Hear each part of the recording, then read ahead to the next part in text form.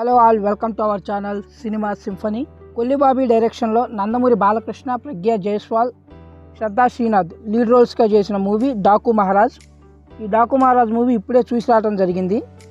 నాకైతే ఈ మూవీ నచ్చింది, ఒక డీసెంట్ వాచ్ అనిపించింది. ఇంతకుముందు బాలకృష్ణ తీసిన నరసింహనాయుడు, సమరసింహారెడ్డి లాంటి ఒక రొటీన్ టెంప్లెట్ స్టోరీ అయినప్పటికీ బాబీ దీన్ని ప్రజెంట్ చేసిన విధానం నాకు బాగా నచ్చింది. ఇక నాకు ఈ మూవీలో ఏమేమి విషయాలు నచ్చాయి, నచ్చనివి కూడా కొన్ని ఉన్నాయి, ఏం నచ్చలేదు అనేది మన ఇండెప్త్ రివ్యూలో తెలుసుకుందాం. దానికంటే ముందు మీరు కానీ మన ఛానల్లో కొత్తగా విజిట్ చేసినట్లయితే ఛానల్లో కంటెంట్ చూడండి, కంటెంట్ నచ్చితేనే ఛానల్ సబ్స్క్రైబ్ చేసుకోండి. ఇక ఏమాత్రం లేట్ చేయకుండా ఈ డాకు మహారాజ్ మూవీ రివ్యూలోకి వెళ్దాం. ఇక డాకు మహారాజ్ మూవీ ప్లాట్ లైన్కి వస్తే, ఎక్కడో ఢిల్లీలో పనిచేసే సీతారాం అనే సివిల్ ఇంజనీర్ చంబల్లో డాకు మహారాజ్గా ఎలా మారాడు, అక్కడి నుంచి మదనపల్లిలో నానాజీగా ఎలా ఎందుకు మారాల్సి వచ్చింది అనేది ఈ సినిమా ప్లాట్ లైన్. ముందుగా చెప్పుకున్నట్లే ఇది ఒక రొటీన్ టెంప్లెట్ స్టోరీ అయినా దీన్ని బాబీ ప్రజెంట్ చేసిన విధానం చాలా బాగా నచ్చింది నాకైతే. ఎందుకంటే ఈ మూవీలో బాలకృష్ణ కనపడ్డ ప్రతి సీను ఒక ఎలివేషన్ సీన్ లానే ఉంటుంది ఫస్ట్ హాఫ్ అంతా. ఈ మూవీలో నాకు బాగా నచ్చింది ఈ టెంప్లెట్ స్టోరీ అయినప్పటికీ ఈ సినిమా ప్రజెంట్ చేసిన విధానం కొత్తగా ఉంది. ఈ సినిమా బ్యాక్గ్రౌండ్ అంటే movie tone of the movie చాలా కొత్తగా అనిపించింది. యాక్షన్ బ్లాక్స్ అన్ని చాలా బాగా డిజైన్ చేశారు. ఇంతకుముందు బాలయ్య బాబు మూవీస్ లాగా లౌడ్ ఉండదు, గోర్ ఉండదు, అంటే రక్తపాతం ఎక్కువ ఉండదు, బాగా డిజైన్ చేశారు. అది నాకు చాలా బాగా నచ్చింది. చాలా సెటిల్డ్గా ఉంటుంది ఈ మూవీలో యాక్షన్ సీక్వెన్సెస్ కూడా, అది బాగా నన్ను ఇంప్రెస్ చేశాయి. ఇక ఈ మూవీలో కాస్టింగ్ కూడా చాలా పెద్ద కాస్టింగే ఉంది. బాబీ డియోల్, ప్రగ్యా జైస్వాల్, సచిన్ కేరాట్కర్, దేశపాండే మకరంద్, ఇలా చాలా పెద్ద కాస్టింగ్గా ఉంది. కానీ ఎక్కడ ఈ కాస్టింగ్ మిస్కాస్టింగ్ అయిందని కానీ, ఈ క్యారెక్టర్ వేస్ట్గా పెట్టారని కానీ, ఈ క్యారెక్టర్కి సీన్స్ కరెక్ట్గా పడలేదని కానీ ఎక్కడా లేదు. బాబీ ఈ మూవీలో చేసిన ప్రతి క్యారెక్టర్కి షైన్ అవ్వడానికి ఒక ఛాన్స్ అయితే ఇచ్చాడు. ఎందుకంటే ప్రతి క్యారెక్టర్ నుంచి మంచి పర్ఫార్మెన్స్ రాబట్టుకున్నాడు, వాళ్ళకి ఇవ్వాల్సిన ఇంపార్టెన్స్ ఇచ్చాడు. ఇది ఈ సినిమాలో ఇంకా బ్యూటీ అనమాట. ఇంతకుముందు బాలకృష్ణ మూవీస్ అన్నింటిలో బాలకృష్ణ మాత్రమే హైలైట్ అయ్యేవాడు, కానీ ఈ మూవీలో నాకు ఇంకా బాగా ఇంప్రెస్ చేసిన విషయం ఇది. ఎందుకంటే ప్రతి క్యారెక్టర్కి పర్ఫామ్ చేసే ఛాన్స్ ఇచ్చాడు బాబీ. అది ఒక బ్యూటిఫుల్ డెసిషన్ అని చెప్పొచ్చు డైరెక్షన్ సైడ్ నుంచి. ఇక దీని తర్వాత మెయిన్గా చెప్పుకోవాల్సింది సినిమాటోగ్రఫీ.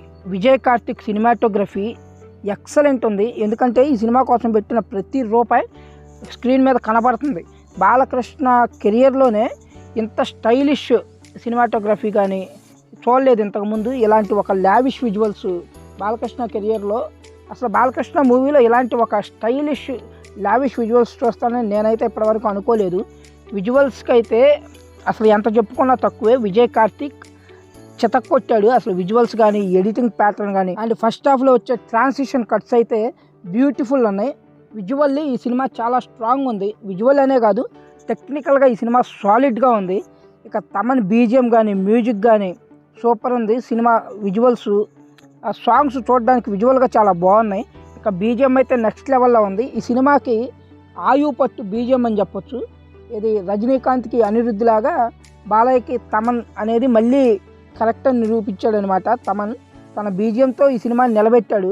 ఇక పర్ఫార్మెన్సెస్ విషయానికి వస్తే, Nandamuri Balakrishna God of masses అని ఎందుకంటారు అనేది ఇంకొకసారి ప్రూవ్ చేశాడు. స్క్రీన్ మీద కూడా చాలా బాగున్నాడు, చాలా అందంగా ఉన్నాడు ఈ సినిమాలో. సో అసలు ఒక 10 ఏళ్ళు వెనక్కి వెళ్ళినట్లు ఉన్నాడు అనమాట బాలయ్య ఈ మూవీలో. ఆ స్క్రీన్ ప్రెజెన్స్ కానీ, యాక్టింగ్ పర్ఫార్మెన్స్ అయితే చెప్పే పని లేదు. బాలయ్య బాబుకి ఇది టైలర్ మేడ్ రోలు, అలా చేసుకుంటూ వెళ్ళిపోయాడు.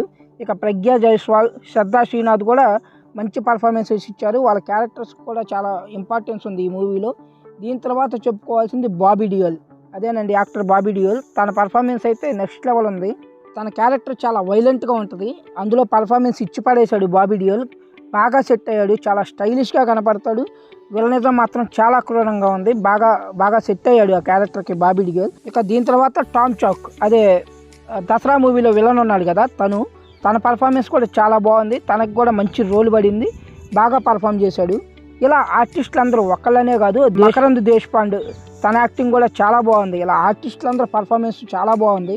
అదే ముందే చెప్పాను కదా, బాబీ ప్రతి ఆర్టిస్ట్ నుంచి ఒక మంచి పర్ఫార్మెన్స్ రాబట్టుకున్నాడు. ప్రతి ఆర్టిస్ట్కి వాళ్ళు షైన్ అవ్వడానికి కావాల్సిన స్క్రీన్ టైం కానీ, వాళ్ళకి కావాల్సిన సీన్స్ కానీ, అంటే ఏ క్యారెక్టర్ వేస్ట్ అని లేకుండా చాలా బాగా డిజైన్ చేసుకున్నాడు. ప్రతి ఒక్కరికి షైన్ అవ్వడానికి ఒక ఛాన్స్ అయితే ఇచ్చాడు. ఇక ఈ విషయంలో మాత్రం బాబీని మెచ్చుకొని తీరాల్సిందే. ఆర్టిస్టుల పర్ఫార్మెన్స్ కంటే కూడా టెక్నికల్గా ఈ మూవీ ఒక పాయింట్ హెడ్ ఉంది. ఈ మూవీలో టెక్నికల్ డిపార్ట్మెంట్ మాత్రం సాలిడ్ పనితనాన్ని చూపించారు.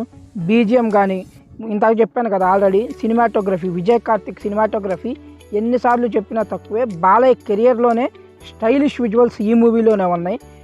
కొట్టాడు అసలు సినిమాటోగ్రఫీ మాత్రం.